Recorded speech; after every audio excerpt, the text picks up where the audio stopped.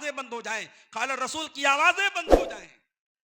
یہ مدرسے جب تک موجود ہے توحید کی آواز آپ کے کانوں تک پہنچتی رہے گی. میرے پیارے ساتھی, ان مدرسوں کی حفاظت کرو, ان مدرسوں کے چلانے والوں کا سپورٹ کرو, ان مدرسوں سے جڑے ہوئے علماء کا سپورٹ کرو میرے پیارے ساتھی. ورنہ یہ نوجوان نسل, آج جاوید اختر جیسا آدمی, کبھی آپ جا کر کے پتہ لگائیے جاوید اختر کا باپ کون تھا, اس کا دادا کون ہے, اس کا خاندان کیسا ہے. وہ جاوید اختر کسی ایرے غیرے نتو خیرے خاندان کا آدمی نہیں ہے. علامہ فضل حق خیر آبادی, مستر خیر آبادی, اور کون کون علماء کے خاندان سے جاوید اختر صاحب کا تعلق ہے. دادا عالم, پردادا عالم, نانا عالم, اور ایسے عالم جنہوں نے کتابیں لکھی ہیں. اگر آپ دینی تعلیم سے نہیں جڑیں گے میرے پیارے ساتھی, دادا عالم ہوں, پردادا عالم ہوں, نانا عالم ہوں, لیکن اگر آپ دینی تعلیم سے نہیں جڑیں گے تو اس بات کا خطرہ ہے کہ آپ کا بھی وہی حال ہو سکتا ہے جو جاوید اختر کا حال ہوا ہے.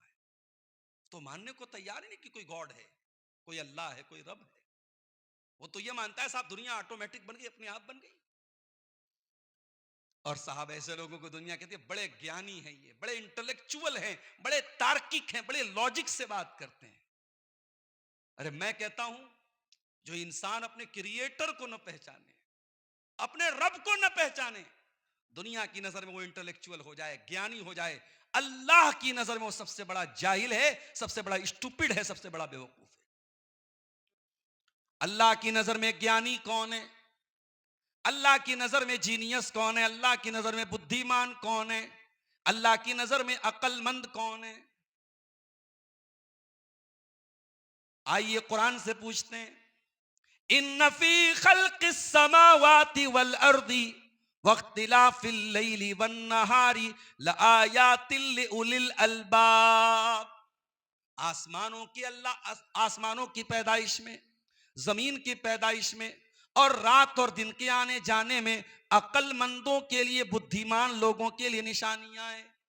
اے اللہ کون ہے بدھیمان, کون ہے عقل مند, کون ہے جینیس؟ فرمایا الذین یذکرون اللہ قیاما وقعودا وعلی جنوبہم. عقل مند وہ ہے جو کھڑے ہو کر کے نماز پڑھ سکتے تو کھڑے ہو کے پڑھتے ہیں, کھڑے ہو کے نہیں پڑھ سکتے تو بیٹھ کے پڑھتے ہیں, بیٹھ کے نہیں پڑھ سکتے تو لیٹ کر پڑھتے ہیں.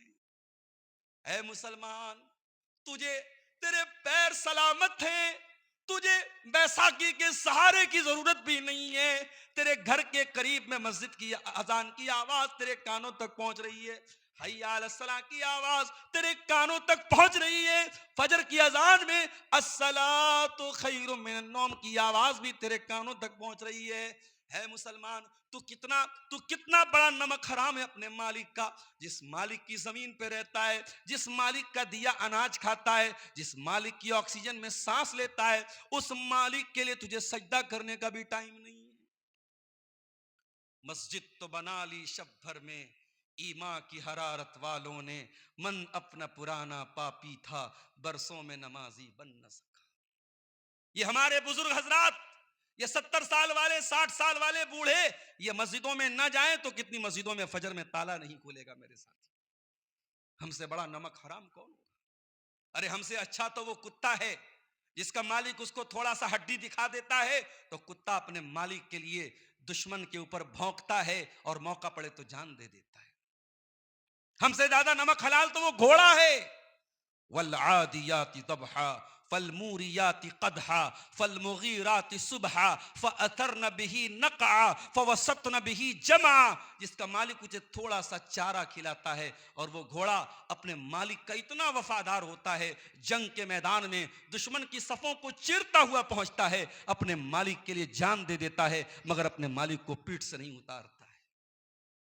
ہم تو نماز تک پڑھنے کو تیار نہیں ہے میرے ساتھ, اور ہم دنیا کی نظر میں بڑے گیانی ہیں صاحب, بڑے عقل مند ہیں, بڑے ہم انٹلیکچول ہیں.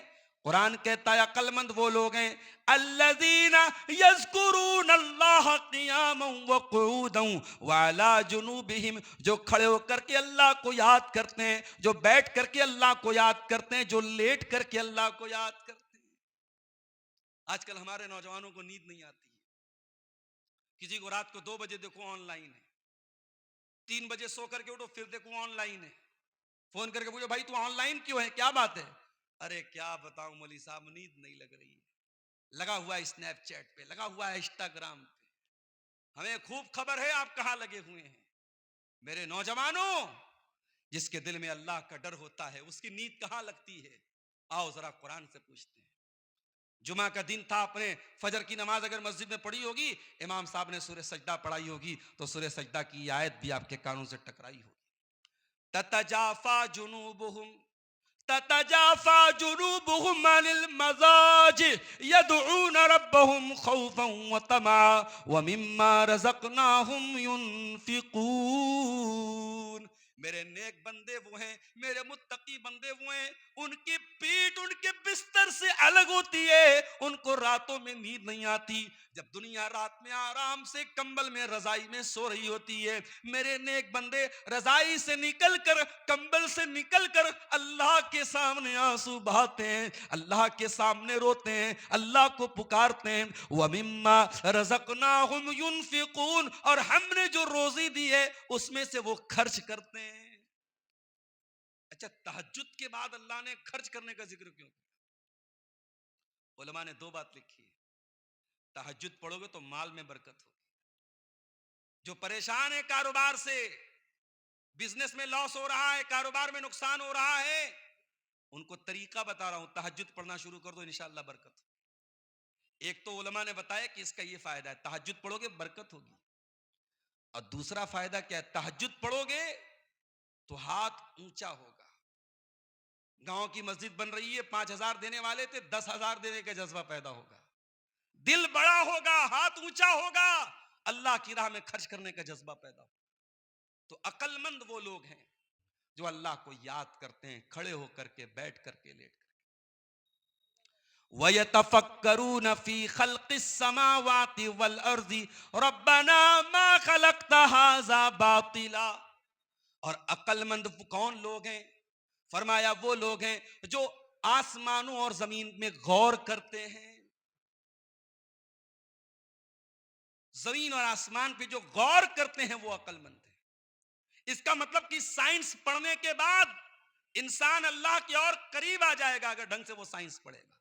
جو زمین اور آسمان پر غور کرے گا، جس کو پتا چلے گا اتنے بڑے یونیورس میں ایک چھوٹا سا گولا ہے جس کو زمین کہتے ہیں، اس زمین میں بہت سارے ممالک اور کنٹریز ہیں، ان کنٹریز میں سے کنٹری بھارت ہے، اور بھارت کا ایک چھوٹا سا صوبہ بہار ہے، اور بہار کے ایک چھوٹے سے گاؤں میں میں رہتا ہوں۔ انسان کو اپنی اوقات پتہ لگ جائے گی، انسان کو پتہ لگ جائے گا جس نے یونیورس بنایا وہ کیسا ہوگا۔ ہم تو اس یونیورس کے ایک چھوٹے سے گولے کے، ایک چھوٹے سے ملک کے چھوٹے سے گاؤں میں رہنے والے۔ تو جو زمین اور آسمان پر غور کرے گا وہ کہاں پہنچے گا؟ وہ جاوید اختر نہیں بنے گا، وہ ملحد نہیں بنے گا، وہ ایتھسٹ نہیں بنے گا، وہ کیا بنے گا؟ ربنا ما خلقت هذا باطلا۔ اے اللہ، ہم دنیا میں کوئی چھوٹا سا کام بھی کرتے ہیں تو بیکار نہیں کرتے۔ یہ مائک یہاں لگائے تو ضرور اس کا کوئی کام ہے، یہ ٹیبل یہاں لگائے تو ضرور اس کا کوئی کام ہے، یہ یوٹیوبرز نے کیمرے لگائے تو ضرور ان کا کوئی کام ہے۔ اے اللہ، جب انسان بے مقصد کوئی کام نہیں کرتا، تو کریٹر ہے، تو ساری کائنات کا نرمان کرنے والا ہے۔ ربنا ما خلقت هذا باطلا۔ اے اللہ، تو نے دنیا کو بے مقصد نہیں بنایا، تو نے بیکار نہیں بنایا۔ سبحانک فقنا عذاب النار، پروردگار ہم کو جہنم کی آگ سے بچا لے۔ تو جو اللہ کی نظر میں عقل مند کون ہے؟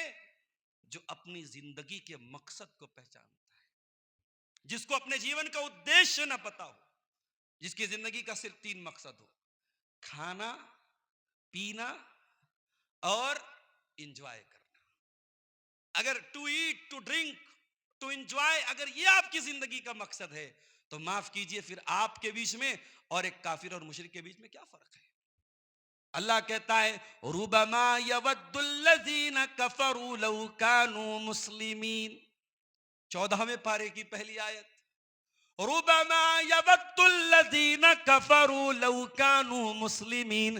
ایک دن ایسا آئے گا یہ کافر لوگ کہیں گے کاش ہم بھی دنیا میں مسلمان ہوتے. ذرہم یاکلوا ویتمتعوا ویلہہم الامل فسوف یعلمون.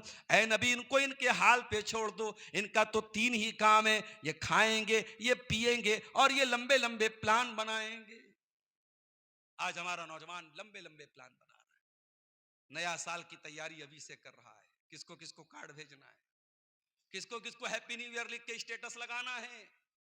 31 دسمبر کی رات پوری دنیا میں جتنی شراب اس رات میں پی جاتی ہے شاید سال کے 365 دنوں میں کبھی نہیں پی جاتی. جتنا زنا اس ایک رات میں ہوتا ہے, جتنا ناچ گانا اس ایک رات میں دیکھا جاتا ہے, شاید سال کے کسی دن میں اتنا نہیں دیکھا جاتا. ایک اور اینٹ گر گئی دیوار حیات سے, ناداں یہ کہہ رہا ہے نیا سال مبارک. ارے تو اتنا نادان ہے, تجھ کو یہ بھی نہیں پتا کہ یہ جشن منانے کا موقع نہیں, یہ تو سوچنے کا موقع ہے, یہ تو رونے کا موقع ہے, یہ تو افسوس کرنے کا موقع ہے, یہ تو اپنے آپ کو جانچنے کا موقع ہے. اے اللہ, زندگی میں 1 سال اور کم ہو گیا, اپنی قبر سے 1 قدم اور قریب ہو گئے, اپنے انجام سے 1 قدم اور قریب ہو گئے. اے اللہ, کل تک 39 سال کے تھے آج 40 سال کے ہو گئے, کل تک 42 سال کے تھے آج 43 سال کے ہو گئے. اے اللہ, زندگی کا 1 سال اور کم ہو گیا. اے اللہ, اس موقع پر مجھے تو غور کرنا چاہیے کہ 1 سال میں نے کیا کھویا, کیا پایا, کون سی کمی اپنی دور کی, کون سی نئی چیز میں نے حاصل کی. ہیپی نیو ایئر منا رہا ہے. ایک نظم بڑی اچھی تھی نئے سال پر, موڈ بنا ہے تو سنا ہی دیتا ہوں.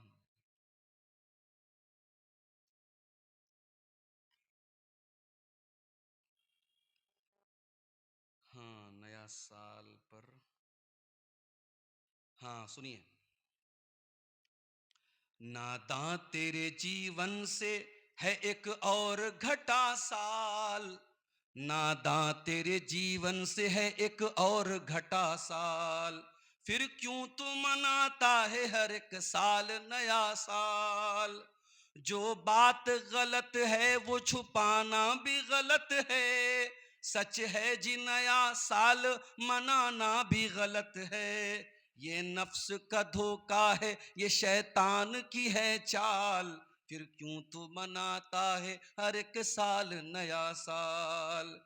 1 سال کے آنے پہ خوشی ہے تجھے انسان, لیکن تجھے اس بات کی پرواہ نہیں ناداں.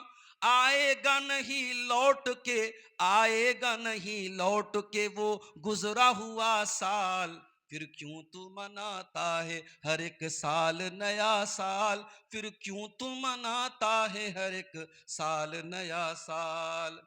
گھر بار میں غیروں کی طرح دیپ جلانا, گھر بار میں غیروں کی طرح دیپ جلانا, مہمان بلانا, نئے پکوان بنانا, اسلام میں جائز نہیں یہ رسم, اسلام میں جائز نہیں یہ رسم زدہ سال. ناداں ناداں تو مناتا ہے ہر ایک سال نیا سال. یہ سال گناہوں میں گزارا ہے مسلسل, یہ سال گزارا ہے گناہوں میں مسلسل, غفلت ہی میں سوتا رہا جعفر تو ہر ایک پل. یہ سال گناہوں میں گزارا ہے مسلسل, غفلت ہی میں سوتا رہا جعفر تو ہر ایک پل. اب نیکیاں کچھ کر لے تجھے پھر سے ملا سال, پھر کیوں تو مناتا ہے ہر ایک سال نیا سال. یہ عبرت کی چیز ہے میرے پیارے صاحب, یہ غور کرنے کی چیز ہے کہ ہماری زندگی کے سے 1 سال اور کم ہونے جا رہا ہے اور ہم خوشی منا رہے ہیں, ہم جشن منا رہے ہیں. میرے پیارے ساتھیوں, ابھی میں نے 3 دن پہلے بنارس کی سڑکوں پر دیکھا کہ نوجوان رات میں 11 بجے پوری سپیڈ میں بائک چلا رہا ہے. اچھا, ہمارے مسلمان نوجوان ان سب چیزوں میں تھوڑا زیادہ نظر آتا ہے. 11 بجے بائک چلا رہا ہے, کیا کر رہا ہے صاحب؟ رائیڈر ہے, رائیڈر فل سپیڈ میں اچھا وہ بائک بھی مہنگی والی گاڑیاں لوگ چلاتے ہیں, وہ نارمل بائک نہیں ہوتی, اسپورٹس بائک ہوتی ہے, بلٹ ہوتی ہے, پوری اسپیڈ میں, کوئی 100 کی اسپیڈ میں چلا رہا, کوئی 120 کی اسپیڈ میں چلا رہا ہے, اپنی جان کو بھی خطرے میں ڈال رہا ہے, دوسروں کی جان کو بھی خطرے میں ڈال رہا ہے. ارے نادان, یہ زندگی ایک بار چلی جائے گی تو دوبارہ نہیں ملے گی. اپنی جان کو خطرے میں نہ ڈال, یہ زندگی اللہ کی امانت ہے, یہ جوانی اللہ کی امانت ہے, اسے نمائش میں نہ گزار, اسے عیاشیوں میں نہ گزار, اس جوانی کا حساب دینا پڑے گا تجھے. اللہ کے پیارے نبی فرماتے ہیں نعمتان مغبون فیہما کثیر من الناس, دو نعمتیں ایسی ہیں جن کی لوگ قدر نہیں کرتے, جن کے بارے میں لوگ دھوکے میں پڑے ہوئے ہیں. دو نعمتیں ایسی ہیں سب کو ملتی ہیں لیکن لوگ قدر نہیں کرتے, لوگ دھوکے میں پڑے ہوئے ہیں. نمبر 1 الصحت, و صحت کی تندرستی کی دولت. شوگر ہو گیا, چلو بھیا چکن نہیں کھا سکتے, رس گلہ نہیں کھا سکتے, مشٹی نہیں کھا سکتے. ہمیں کبھی آپ کے علاقے سے جاتا ہوں تو ہمارے گھر والے پوچھتے ہیں بہار بنگال میں کیا خاص بات ہے, میں نے کہا ادھر مٹھائی بہت اچھی ملتی ہے. کلیا چک میں کبھی کبھی گیا تو گرم گرم بالکل جو ہے کھجور کے گڑ کی جو مٹھائی وہاں ملتی ہے بڑی زبردست ہوتی ہے, میں کبھی جاتا ہوں تو ضرور اس کو خرید لیتا ہوں گھر کے لیے. اب لیکن آپ سوچئے اتنی بڑی نعمت ہے اور آپ محروم ہو جاتے ہیں. اسی لیے 40 سال کے جب لوگ ہو جائیں تو ڈاکٹر لوگ کہتے ہیں کہ میٹھا تھوڑا کم کر دو بھائی, ورنہ شوگر ہونے کا ڈر زیادہ رہتا ہے. اچھا جس کو شوگر ہو جاتا ہے وہ چائے تو پیے گا بغیر چینی والی, اسے پوچھو چائے پیو گے, ہاں پیئیں گے, کون سی, بنا چینی کی, اور مٹھائی گپا گپ کھائے گا. یہ عجیب بات ہے, جس چیز سے انسان کو روکا جاتا ہے اس کی محبت اس کے دل میں پیدا ہو جاتی ہے. آج تندرستی ہے, کل ہوگی کہ نہیں ہوگی گارنٹی نہیں. ارے آپ اپنی زندگی پر غور کیجئے, جب آپ 30 سال کے تھے جو انرجی آپ کے بدن میں تھی 35 سال میں وہ انرجی نہیں ہے, 40 سال میں اور کم ہو گئی, 45 سال میں اور کم ہو گئی. انسان جیسے جیسے آگے بڑھتا ہے زندگی ڈھلان پہ چلی جاتی ہے. آج صحت کی حالت ہے, آج تندرستی کی حالت ہے, آج چورا ڈھاگی میں جلسہ ہے, آپ 40 کلومیٹر بائک چلا کے چلے آئے, 50 سال کے ہو جائیں گے نہیں چلا کے آ پائیں گے. آج تندرستی ہے, اس کی قدر کر لو میرے ساتھیوں, کل یہ تندرستی دوبارہ نہیں ملے گی. اور دوسری نعمت کیا ہے؟ الفراغ, ٹائم کی نعمت ہے, سمے کی نعمت ہے. انسان کی سب سے بڑی پونجی اس کا سمے ہے, اور اسی لیے اللہ نے قرآن میں سمے کی قسم کھائی ہے. کہیں فرمایا والفجر, فجر کی قسم, کہیں فرمایا والعصر, عصر کی قسم, زمانے کی قسم, کہیں فرمایا واللیل اذا یغشا, رات کی قسم, کہیں فرمایا والنہار اذا تجلی, دن کی قسم, کہیں فرمایا والضحیٰ, چاشت کے وقت کی قسم. اللہ نے ٹائم کی قسم کھائی ہے یہ بتانے کے لیے کہ سمے بہت قیمتی ہے. اور ایک آدمی مارکیٹ میں برف بیچ رہا تھا, اور صبح کو برف لے کے نکلا, دوپہر ہو گئی, کسٹمر نہیں آ رہا ہے, اور برف برابر پگھل رہی تھی. تو بیچارہ چلانے لگا اور کہنے لگا او لوگو میرا برف خرید لو, اس سے پہلے کہ میرا کیپٹل گل جائے, میری پونجی سماپت ہو جائے, میری پونجی ختم ہو جائے, شیش ہو جائے, وہ لوگوں میرا برف مجھ سے خرید لو. سلف کہتے ہیں اس انسان کو دیکھ کر ہمیں قرآن کی سورت کا مطلب سمجھ میں آیا, والعصر ان الانسان لفی خسر, زمانے کی قسم انسان بہت بڑے گھاٹے میں ہے. انسان کی سب سے بڑی پونجی اس کا سمے ہے میرے پیارے ساتھی. اللہ کے نبی فرما رہے ہیں کہ اکثر لوگ سمے کا غلط استعمال کرتے ہیں, وقت کا غلط استعمال کرتے ہیں. آج کیا عالم اور کیا جاہل, کیا جوان کیا بوڑھا, سب کے ہاتھ میں موبائل اور سوشل میڈیا کا ایسا دور آ گیا. ایک فوٹو ڈالا تو انتظار کر رہا ہے کتنے لائک ملے, ایک ویڈیو ڈالا تو دیکھ رہا ہے کتنے لوگوں نے اس پر لائک کا ایموجی ڈالا ہے, ایک کو میسج کر کے دیکھ رہا ہے ریپلائی آیا کہ نہیں آیا. ارے جتنا تو لوگوں کے لائک کی پرواہ کر رہا ہے, اتنا اگر تو اللہ کے لائک کی پرواہ کرتا کہ اللہ تجھ کو لائک کرتا ہے کہ نہیں کرتا ہے, تو شاید تو لائق ہو جاتا. تجھے اللہ کے لائک کی فکر نہیں, لوگوں کے لائک کی فکر ہے. ارے لوگ آج تجھے فیس بک پر لائک کر رہے ہیں, کل مرے گا لوگ کہیں گے مرحوم بڑے اچھے آدمی تھے, بس تیرے گاؤں والے تیری مٹی میں آئیں گے زندگی میں کبھی تیری تعریف نہیں کی. جب قبر پہ مٹی دینے آئیں گے ہاتھ جھاڑ کے کہیں گے آدمی بھالو چھیلو مانوش بالی چھیلو, آدمی اچھا تھا. لوگ آپ کی تعریف کرنے کے لیے آپ کے مرنے کا ویٹ کر رہے ہیں. ایسے لوگوں کے لیے آپ اپنی زندگی کو برباد کر رہے ہیں. اسی لیے اللہ کے رسول فرماتے ہیں من التمس رضا اللہ بسخط الناس, جو اللہ کو راضی کرے گا چاہے لوگ بھاڑ میں جائیں, لوگ ناراض ہو جائیں, اللہ کو راضی کرے گا, کفاہ اللہ مؤونۃ الناس, تو اللہ اس کے لیے کافی ہو جائے گا. اور جو اللہ کو ناراض کر کے لوگوں کو راضی کرنے کی کوشش کرے گا وکلہ اللہ الی الناس, تو اللہ تعالیٰ لوگوں کے حوالے اس کو کر دے گا. آپ جانتے ہیں ہمارے بھارت میں اگر آپ کسی بچے کو گود لے لیتے ہیں تو بھارت کا قانون کیا کہتا ہے کہ وہ آپ کی سنتان مانا جائے گا, آپ کا بیٹا مانا جائے گا. لیکن اسلام میں آپ اگر کسی بچے کو پال لیتے ہیں یا اپنا بیٹا بول لیتے ہیں, منہ بولا بیٹا مان لیتے ہیں, تو آپ کے مان لینے سے وہ آپ کا بیٹا نہیں ہو جائے گا. یہ اسلام کا قانون ہے. اب بہت غور سے سنیے گا. اللہ کے نبی نے حضرت زید کو پالا, ان کو منہ بولا بیٹا بنا لیا, بیٹے کی طرح حضرت زید اللہ کے رسول کے گھر میں رہتے تھے. اتنی زیادہ محبت اللہ کے رسول صلی اللہ علیہ وسلم حضرت زید سے کرتے تھے کہ حضرت زید کے باپ کا لوگ نام نہیں لیتے تھے بلکہ زید ابن محمد کہتے تھے ان کو. زید کی شادی ہوتی ہے کس سے؟ حضرت زینب بنت جہش سے, جو اللہ کے رسول کی پھوپھی کی بیٹی تھی. زید بھی بہت اچھے خاندان کے تھے لیکن کسی زمانے میں ڈاکوؤں نے پکڑ کر کے غلام بنا کے بیچ دیا تھا, تو مکے میں لوگ ان کو غلام سمجھتے تھے. جب اللہ کے نبی نے زید کی شادی اپنی پھوپھی کی بیٹی سے کرا دی تو یہ رشتہ زیادہ دن تک نہیں چل پایا. اسی لیے علماء کہتے ہیں کہ رشتہ کرو تو ایسی جگہ رشتہ کرو جہاں آپ کا مزاج تال میل کھا جائے. آپ بہت پیسے والے ہیں اور آپ بہت غریب فیملی میں شادی کریں گے, تال میل تھوڑا مشکل ہو جائے گا. آپ گاؤں کے ہیں, شہر کی لڑکی لے کے آ جائیں گے, تال میل تھوڑا مشکل ہو جائے گا. اپنے ماحول میں, اپنے ایٹماسفیئر میں, اپنے کلچر میں شادی کرنا بہتر ہے اگر دینداری ہے تو, تاکہ تال میل کھا جائے. کیونکہ رشتہ جب ہوتا ہے تو تال میل کا ہونا بہت ضروری. زید بھی بہت نیک انسان ہے, زینب بھی بہت نیک عورت ہے, مگر تال میل نہیں ہو پا رہا تھا.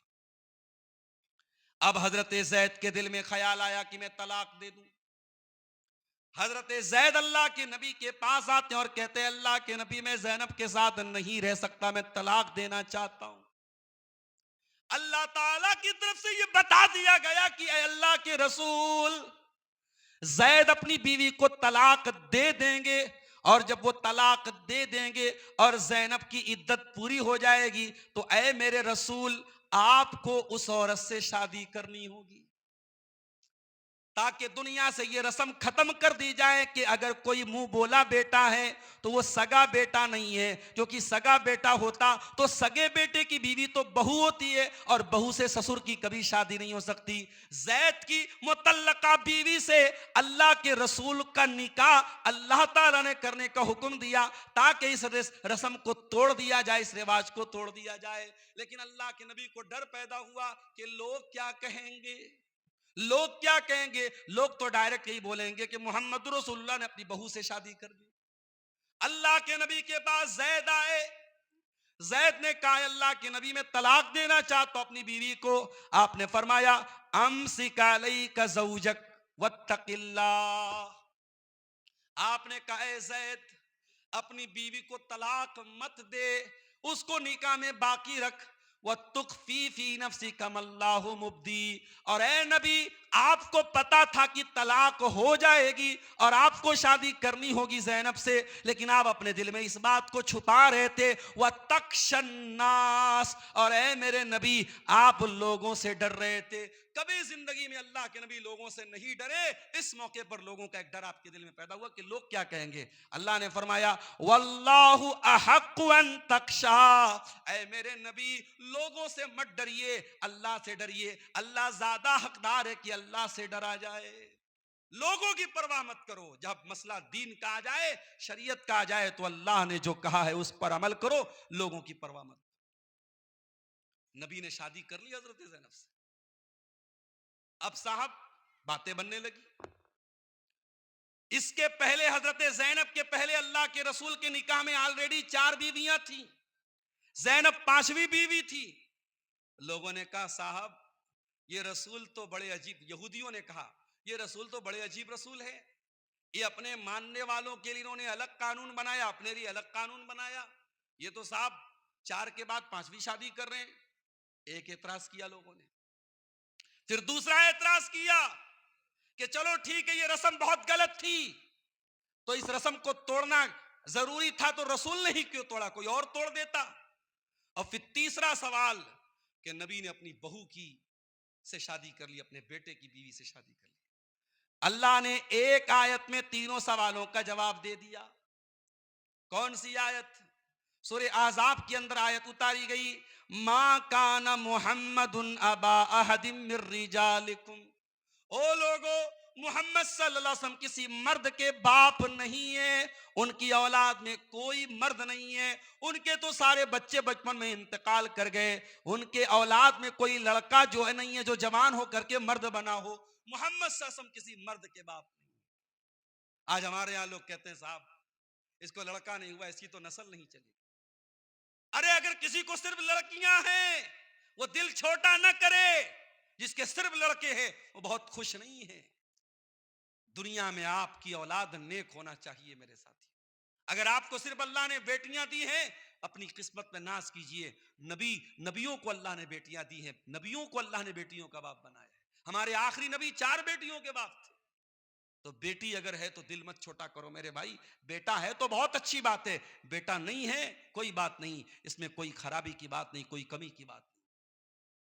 فرمایا ما کان محمد ابا احد من رجالکم, محمد صلی اللہ علیہ وسلم کسی مرد کے باپ نہیں ہے, ولیکن رسول اللہ, بلکہ وہ اللہ کے رسول ہیں.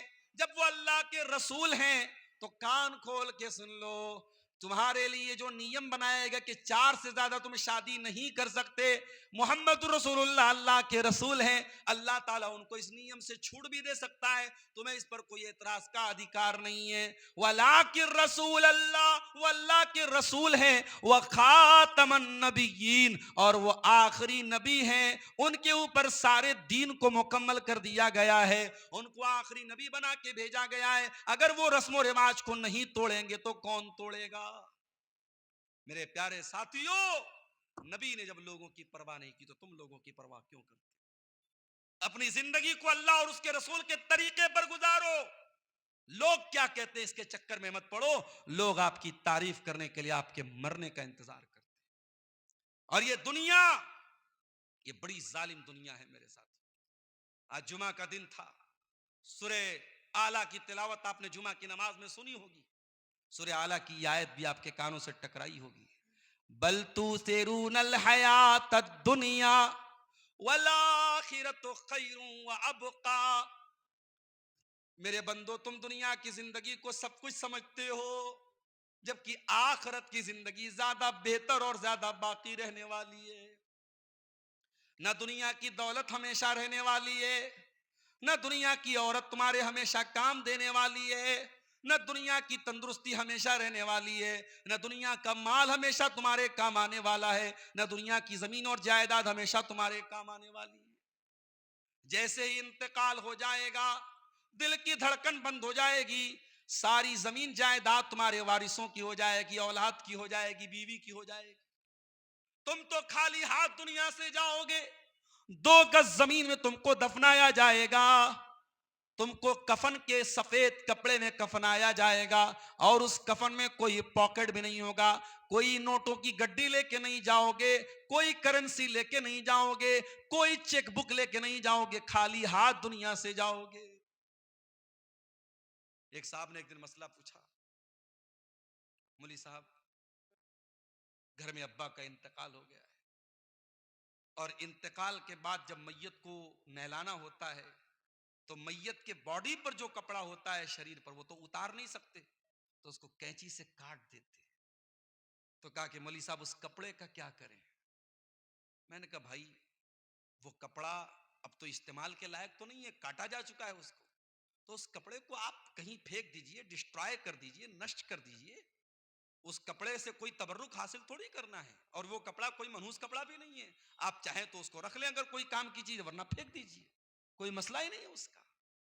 لیکن آپ سوچو میرے پیارے ساتھی، آج ہماری عورتیں بڑے شوق سے اپنی سہیلیوں کو بتاتی، اپنی دیورانی جیٹھانی اپنی دیورانی کو بتاتی، دیکھ میرے پاس اتنی ساڑی ہے، اتنے سوٹ ہیں، اتنا جو ہے میرے پاس فلاں کپڑا ہے. ہائے ہائے ہائے. اور انسان مرتا ہے تو اتنا مجبور ہے کہ اس کی باڈی سے کپڑا کینچی سے کاٹ کے اتارا جا رہا ہے. اے انسان، تو صرف اپنی موت پر غور کر تو شاید تو دنیا سے دل لگانا چھوڑ دے. دنیا میں آپ نہانے جاتے ہیں، جاڑے کا موسم آیا، گیزر لگا دیا ہے. میں کہیں جاتا ہوں اس سردی کے موسم میں تو لوگوں باتھ روم میں بھائی گیزر لگائے، نہیں لگا تو گرم پانی لاؤ، ٹھنڈے پانی سے نہیں نہا سکتے. سفر میں ہے، گلا بیٹھ جائے گا، سردی زکام ہو جائے گی، تقریر کرنا ہے. اللہ اکبر. مرنے کے بعد کون پوچھتا ہے بھائی؟ مرنے کے بعد کون پوچھتا ہے کہ گرم پانی سے نہانا ہے کہ ٹھنڈے پانی سے نہانا ہے؟ زندگی بھر ہمیشہ گیزر کے پانی سے نہاتا رہا. آج نہلانے والا نہیں پوچھ رہا ہے کہ تجھے ٹھنڈے سے نہلاؤں کہ گرم سے نہلاؤں.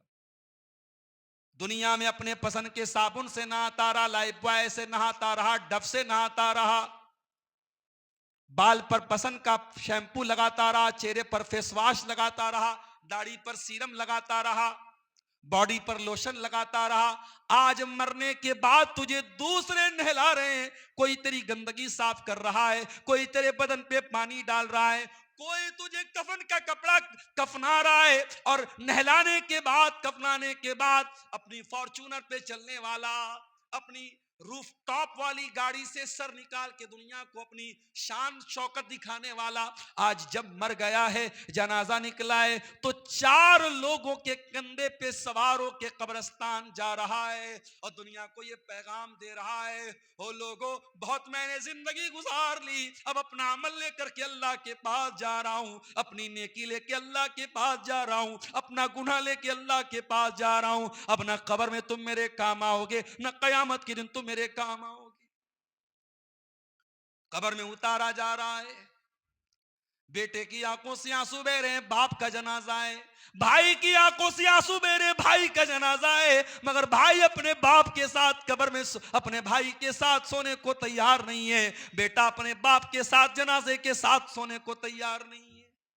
ارے سونا تو بہت دور کی بات ہے، 24 گھنٹے سے زیادہ کوئی ڈیڈ باڈی نہیں رکھتا ہے، کوئی شریر کو نہیں رکھتا ہے. ارے جلدی سے دفنا دو ورنہ باڈی میں سے مہک آنے لگے گی، بدبو آنے لگے گی. اور جس حساب سے آن لائن کا دور چل رہا ہے، میرا جملہ نوٹ کر لیجئے، آنے والے 10-20 سالوں کے بعد یہ بھی ہوگا، باپ کا انتقال ہوگا، بیٹا فون کرے گا آن لائن، ہاں بھائی آ جاؤ، کفنا دو دفنا دو میری جان چھوٹے. وہ دور بھی آنے والا ہے، سب آن لائن ہوگا، تو باپ کا جنازہ بھی آن لائن کروایا جائے گا. کوئی امام صاحب پیسہ لے کے جنازہ پڑھا دیں گے، کوئی قبر بنانے والا قبر میں بیٹا بس گھر میں بیٹھ کے دعا کر دے، وہ پتہ نہیں دعا بھی کرے گا کہ نہیں کرے گا. اسی لیے میں کہتا ہوں اپنی اولاد میں سے کسی ایک بچے کو عالم بناؤ. اتر پردیش میں ایک جگہ ہے مبارک پور، وہاں ایک جنازے میں گیا، وہاں ایک بہت بڑے مولانا کا جنازہ تھا، مولانا فضل حق مبارک پوری. ان کے 5 بیٹے ہیں، سب عالم ہیں ماشاءاللہ. باپ کا جنازہ آیا، ہر بیٹا اس قابل ہے کہ باپ کا جنازہ پڑھا سکتا ہے. بڑے بیٹے نے جنازے کی نماز پڑھی. وہ منظر دیکھ کر میرا دل باغ باغ ہو گیا کہ اللہ، ایسا بھی جنازہ ہوتا ہے کہ ہر بیٹا اس قابل ہو کہ باپ کی جنازے کی نماز پڑھا سکے. میرے بھائیوں، ہو سکے تو اپنے کسی ایک بچے کو تو اس قابل بناؤ. انجینئر تو بہت سے بن جائیں گے، ڈاکٹر تو بہت سے بن جائیں گے، لائر تو بہت سے بن جائیں گے، ایک بیٹا تو ایسا بناؤ کہ جب تمہارا انتقال ہو تو بیٹا کھڑا ہو کر کے آپ کی جنازے کی نماز تو پڑھ سکے. جب دعا کے لیے ہاتھ اٹھائے تو کم سے کم یہ کہہ سکے رب ارحمہما کما ربیانی صغیرا، پروردگار میرے ماں باپ پر رحم فرما، انہوں نے بڑی محبتوں سے مجھ کو پالا تھا. میرے پیارے ساتھیوں، مرنے والا قبر میں چلا گیا، مٹی دینے والے گھر چلے گئے، 2 فرشتے آتے اس کے پاس، ایک کا نام منکر اور ایک کا نام نکیر ہے. وہ دونوں فرشتے میت کو کے اندر دوبارہ روح ڈالتے ہیں اور میت کو بٹھاتے ہیں اور 3 سوال کرتے ہیں. من ربو کا، تیرا رب کون ہے؟ من نبیوں کا، تیرے نبی کون ہے؟ ماں دینوں کا، تیرا دین کیا ہے؟ یہ 3 سوال قبر میں ہر مردے سے پوچھا جائے گا. اب اگر بندہ مومن ہوگا اور پکا توحید والا ہوگا، صحیح عمل کرنے والا ہوگا، وہ کہے گا میرا رب اللہ ہے، میرا دین اسلام ہے اور میرے نبی محمد صلی اللہ علیہ وسلم ہے. فرشتہ پوچھے گا تجھے ان 3 سوالوں کا جواب کیسے پتا چلا؟ بندہ کہے گا قرأت کتاب اللہ فآمنت بہ وصدقت بہ، میں نے اللہ کی کتاب کو پڑھا تھا، میں نے قرآن کو پڑھا تھا. I have knowledge of the قرآن، میرے پاس قرآن کا علم تھا.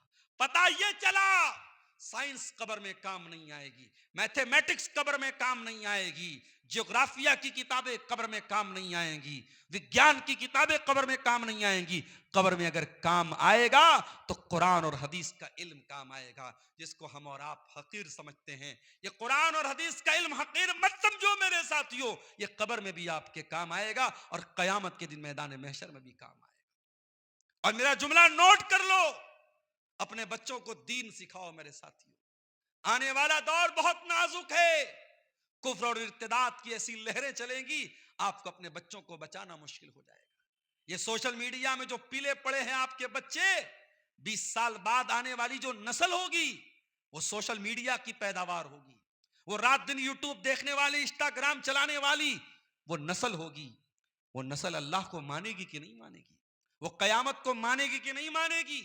ہر بات پر کوسچن کرنے والی نسل کوسچن کرے گی اللہ کون ہے؟ ہم نے تو اللہ کو نہیں دیکھا. اگر کوئی اللہ ہے تو دکھائی کیوں نہیں دیتا؟ فرشتے ہیں تو دکھائی کیوں نہیں دیتے؟ وہ نہیں مانے گا قیامت کے دن کو، وہ نہیں مانے گا اللہ کو، وہ نہیں مانے گا تقدیر کو. وہ دور آئے گا، اور جب وہ دور آئے گا تو ہمیں کیا کرنا ہے؟ نبی نے فرمایا لا یزال الناس یتساءلون، ایک زمانہ آئے گا لوگ بہت زیادہ سوال کریں گے، بہت زیادہ سوال کریں گے، اچھا سوال کریں گے، خراب سوال بھی کریں گے. یہاں تک کہ یہ بھی سوال کیا جائے گا خلق اللہ کل شیء، ہر چیز کو اللہ نے پیدا کیا. فمن خلق اللہ، تو اللہ کو کس نے پیدا کیا؟ Who created Allah? Allah created everything, then who created Allah? Allah نے ہر چیز کو پیدا کیا تو اللہ کو کس نے پیدا کیا؟ یہ کوسچن دماغ میں آئے گا. جب یہ کوسچن دماغ میں آئے تو پیارے رسول نے کیا کہا؟ فَلْيَتَعَوَّذْ بِاللَّهِ، اللہ سے، اللہ کی پناہ طلب کرو شیطان مردود سے. یہ سوال تمہارے دماغ میں ڈالنے والا شیطان مردود ہے، تم فوراً اعوذ باللہ من الشیطان الرجیم پڑھو اور یہ خیال اپنے دماغ سے نکال دو. وہ دور آنے والا ہے میرے ساتھ. بچا لو اپنی آنے والی نسلوں کو. بچوں کو کاروبار سکھاتے ہو، بچوں کو کھیتی سکھاتے ہو، بچوں کو بزنس سکھاتے ہو، بچوں کو پیسہ کمانا سکھاتے ہو، بچوں کو یہ بھی سکھاؤ اللہ کون ہے. اور جب بچے یہ جان جائیں گے اللہ کون ہے تو انشاءاللہ وہ گناہ کے قریب نہیں جائیں گے. جس کو یہ پتہ لگ جائے اللہ کون ہے وہ پاپ نہیں کرے گا، وہ گناہ نہیں کرے گا.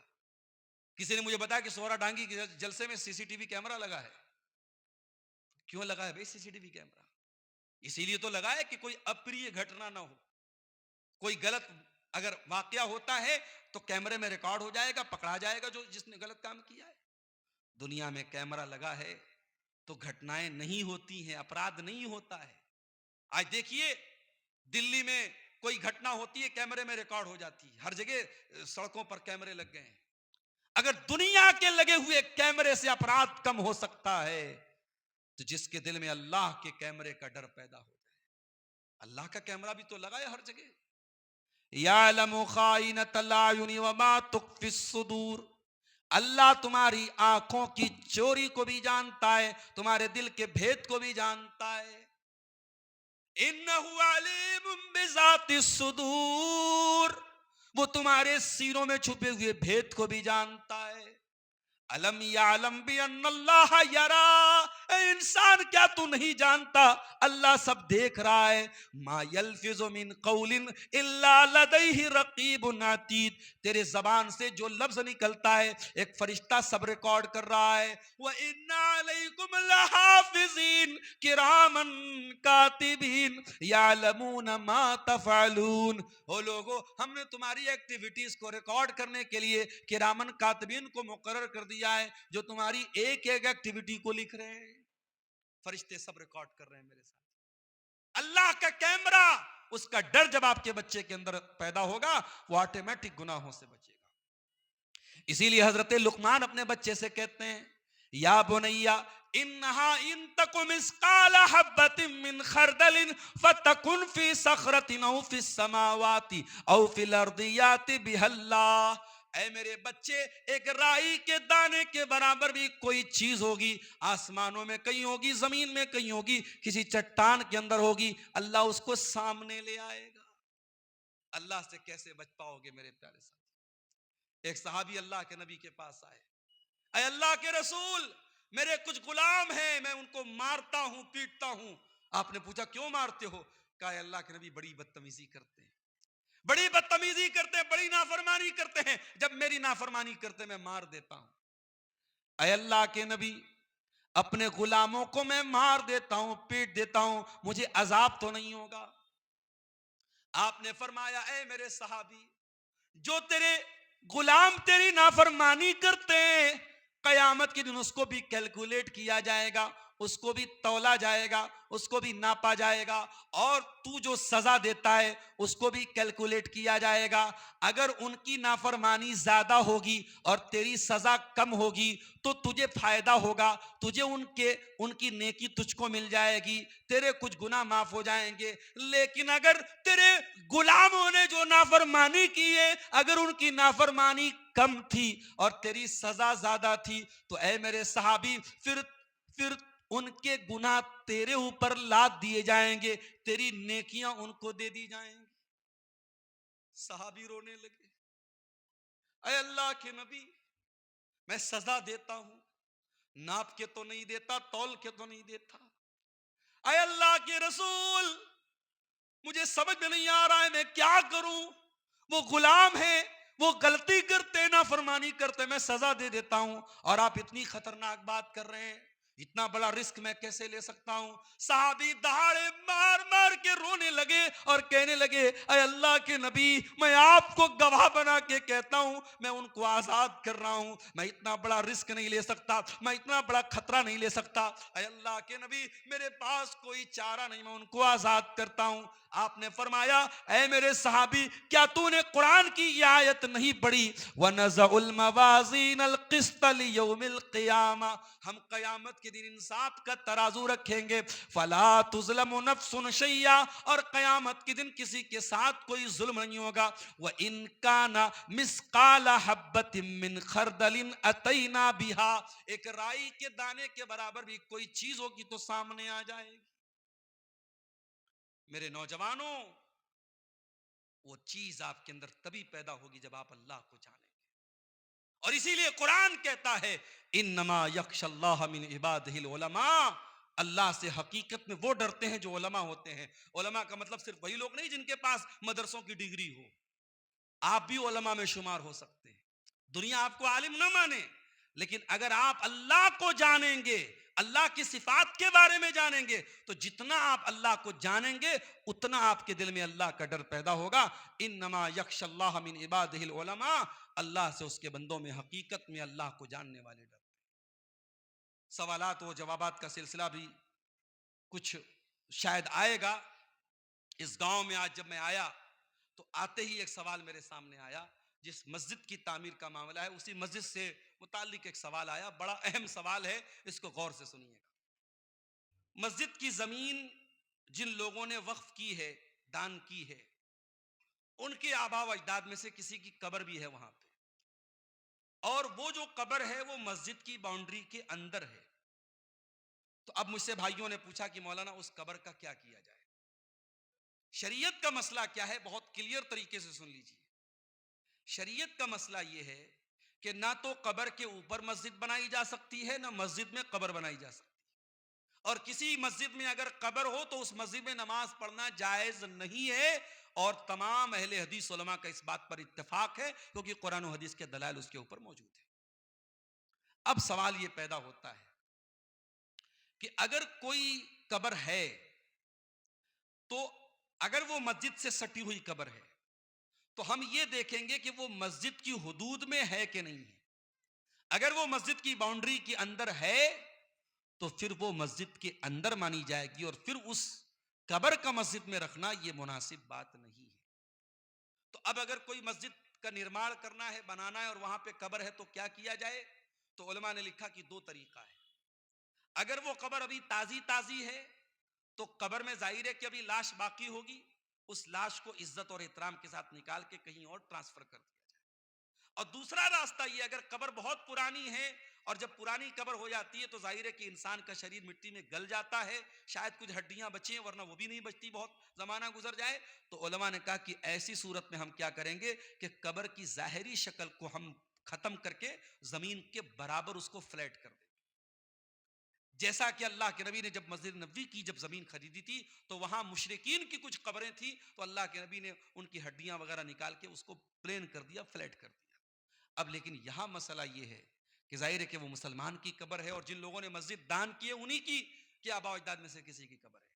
تو اس قبر کے بارے میں مجھے جو بات زیادہ مضبوط سمجھ میں آ رہی ہے، صحیح سمجھ میں آ رہی ہے، باقی میں نے یہاں کے ذمہ داروں سے کہا کہ آپ یہاں کے جو علاقائی علماء ہیں، چونکہ یہ ایک سیریس مسئلہ ہے اور مسجد بن جائے گی تو پھر کنٹرول کرنا مشکل ہو جائے گا، اور میں بنگال کی کئی مسجدوں کو جانتا ہوں، یو پی کی کئی مسجدوں کو جانتا ہوں جہاں یہی غلطی کی گئی، اور قبر تھی مسجد میں اور اس کو چھوڑ دیا گیا، اور وہاں قبر پہ جو ہے ایسی مسجد بنا لی گئی، اور بہت سارے گاؤں میں وہاں کچھ لوگ نماز پڑھتے ہیں، کچھ لوگ نہیں پڑھتے ہیں، آپس میں اختلاف ہوتا ہے۔ وہ سچویشن آپ کے یہاں نہ پیدا ہونے پائے، اس لیے مجھ کو جو مناسب لگتا ہے کہ آپ جب مسجد کا نو نرماण کر رہے ہیں، مسجد کی تعمیر نو کر رہے ہیں، تو کوشش یہ کیجئے کہ آپ اس قبر کو چھوڑ کر کے آپ مسجد کی باؤنڈری کھڑی کیجئے۔ اس میں اگر کچھ زمین چلی جاتی ہے تو چلی جائے، آپ اس کا لالچ مت کیجئے، لیکن اس کو مسجد کی باؤنڈری کے باہر کر دیجئے تاکہ آپ اس رسک سے باہر آ جائیں، کیونکہ اگر مسجد کی باؤنڈری کے اندر ہے، مسجد کے گیٹ میں آپ داخل اور اندر وہ قبر ہے، تو پھر یہ چیز مناسب نہیں ہے۔ اگر قبلہ کی طرف ہے تب تو بہت خطرناک بات ہے، اگر جیسا کہ یہاں مجھے لوگوں نے بتایا کہ وہ پورب سائیڈ میں ہے، قبلہ کے اپوزٹ سائیڈ میں ہے، تو بھی وہ غلط ہے، کیونکہ وہ مسجد کے پریمیسس کے اندر ہے، مسجد کی باؤنڈری کے اندر ہے، اس لیے اس کا مسجد میں ہونا ٹھیک نہیں ہے۔ واللہ عالم بالصواب۔ آپ اس سلسلے میں اپنے علاقائی علماء سے تحقیق ضرور کر لیں۔ میرے پیارے ساتھیوں، میں عرض یہ کر رہا تھا کہ آج ہمارا جو نوجوان ہے وہ غافل پڑا ہوا ہے، کبھی کرسمس منا رہا ہے، کبھی نیا سال منا رہا ہے، اور جو تقریر کے شروع میں نے جو آیت پڑھی تھی، قرآن کے 17ویں پارے کی پہلی آیت، وہ آیت ہمیں ایک میسج دے رہی ہے، اقترب للناس حسابہم وہم فی غفلۃ معرضون، کہ لوگوں کے حساب کا ٹائم قریب آ چکا ہے لیکن لوگ پھر بھی غفلت میں پڑے۔ جب پریچھا کا ٹائم آتا ہے تو بہت بے وقوف قسم کا اسٹوڈنٹ جو پڑھائی میں کبھی دھیان نہیں لگاتا ہے، وہ بھی بیٹھ کر کے پڑھائی کرتا ہے، محنت کرتا ہے۔ جس کو پاس ہونا ہے، جس کو یہ پتا ہے اگر میں فیل ہو جاؤں گا تو میری زندگی برباد ہو جائے گی، وہ محنت کرتا ہے۔ میرے بھائیوں، ہمارے حساب کا ٹائم قریب آ چکا ہے، موت کبھی بھی آ سکتی ہے۔ وجاءت سکرۃ الموت بالحق ذالک ما کنت منہ تحید، موت آئے گی، اور جس دن موت کو آنا ہوگا ہم 1 منٹ پہلے مر نہیں سکتے، 1 منٹ بعد میں نہیں مر سکتے۔ دنیا نے بہت ترقی کر لی لیکن موت کا علاج ابھی تک تلاش نہیں کیا جا سکا۔ یدرککم الموت ولو کنتم فی بروج مشیدہ، تم سیسا پلائے ہوئے دیواروں کے اندر قید ہو جاؤ تب بھی موت تم کو آ کر کے رہے گی۔ میرے پیارے ساتھیوں، اس کے پہلے کی موت آئے ہم اس حساب کی تیاری کر لیں۔ یہ 2-3 سوالات آئے ہیں جن کو جواب دیکھ لیتے ہیں۔ گروپ لون کا یہاں زیادہ چرچا ہے، کیا ہوتا ہے گروپ لون میں؟ شیخ توحید صاحب کچھ بتائیے آپ۔